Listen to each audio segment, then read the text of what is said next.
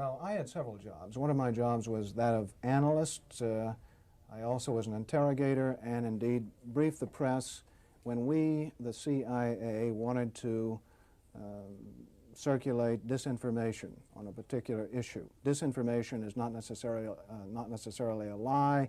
It may be a half-truth. And we would pick out a journalist. I would go do the briefing and hope that he would put the information in print. For instance, if we wanted to get across to the American public that the North Vietnamese were building up their force structure in South Vietnam, I would go to a journalist and advise him that in the past 6 months, X number of North Vietnamese forces had come down the Ho Chi Minh Trail system through southern Laos. Now, there is no way a journalist can check that information. So either he goes with the information or he doesn't, and ordinarily or usually the journalist would go with it because it looked like some kind of exclusive. And I would say our percentage planning that kind of data was 70 to 80%. The correspondents we targeted were those who had terrific influence, the most respected journalists in Saigon, like Robert Chaplin of the New Yorker magazine, Kai's Beach of the Los Angeles Times from time to time, and also he worked for the Chicago Daily News. Bud Merrick of U.S. News and World Report, Malcolm Brown of the New York Times, even Maynard Parker of Newsweek magazine.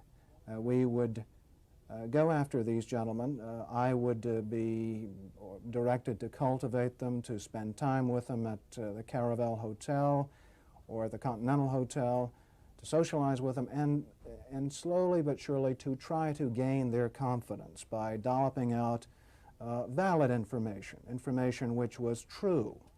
And then I would drop into a conversation the data that we wanted to get across, which might not be true.